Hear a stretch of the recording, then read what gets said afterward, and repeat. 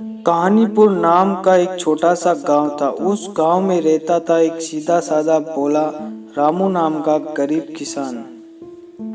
वह बहुत ही गरीब था। उन बेचारों को कभी कभी एक समय का खाना भी नहीं खाने को मिलता था, जबकि वह दिन भर मेहनत मजदूरी करके अपना पेट पालता था।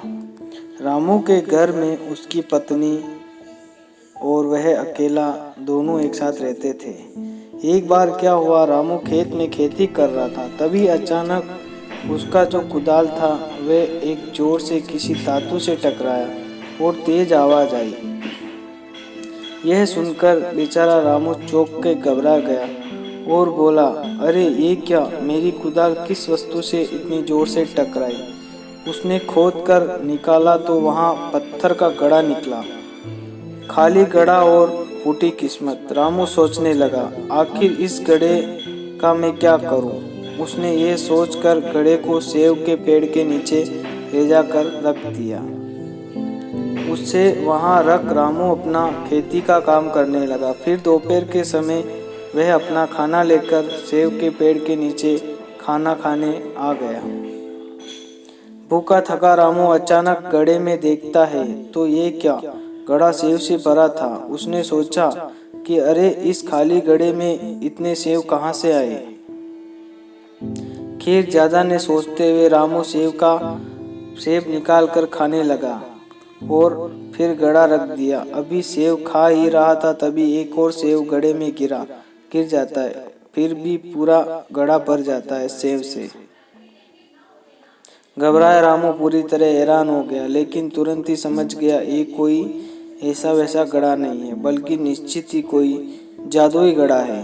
फिर कुछ विचार करके रामू घड़े को लेकर अपने घर की ओर जाता है और अपनी पत्नी को दिखाता है। पत्नी पूछती है घर आकर उसे रामू जादुई घड़े के बारे में। पत्नी रामू पर बिल्कुल भी विश्वास नहीं करती और रामू यह साबित करने के लिए रामू एक चावल का टुकड़ा लेकर जादुई घड़े में डाल देता है और देखते ही देखते घड़ा चावल से भर जाता है। पत्नी आश्चर्य से रामू को देखने लगी और खुश होकर रात का खाना खाया और दोनों सो गए। अगली सुबह रामू उस घड़े में कुछ सब्जियां डालता है और सब्जी निकालकर बाजार में बेचने का सोचता है। अब रोज ऐसा ही होता है। फिर रामू मेहनत करके धन कमाने लगा और बड़ा सा घर बनवा लेता है। गांव के सभी लोग चर्चा करने लग जाते हैं कि रामू इतना अमीर हो गया, क्या उसके हाथ कुछ लग गया है। गांव में खूब माहिर दो चोर रहते थे। एक दिन इन चोरों को पता चला। दोनों चोर दिन के समय रामू के घर जाकर देखते हैं। रामू घड़े में एक सब्जी डालता है। जादुई घड़ा बहुत सी सब्जी से पूरा भर जाता है। दोनों चोर बहुत ही खुश होते हैं और रामू के घर चोरी करने की योजना बनाते हैं। योजना के अनुसार आधी रात के समय रामू के घर घुस गए और वहां रखा जादुई घड़ा चोरी करके अपने घर आ गए।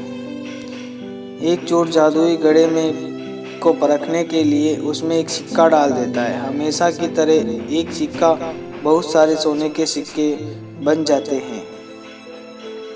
लालच बुरी बला है। दोनों एक दूसरे से जादुई घड़ा छीनने लगे और झगड़े में दोनों के हाथ से जादुई घड़ा नीचे गिर जाता है और टूट जाता है और सोने के सिक्के भी गायब हो गए। तो बच्चों, इस प्रकार जादुई घड़े ने न पहले चोर का हुआ और न ही दूसरे चोर का। दोनों हाथ धो बैठे।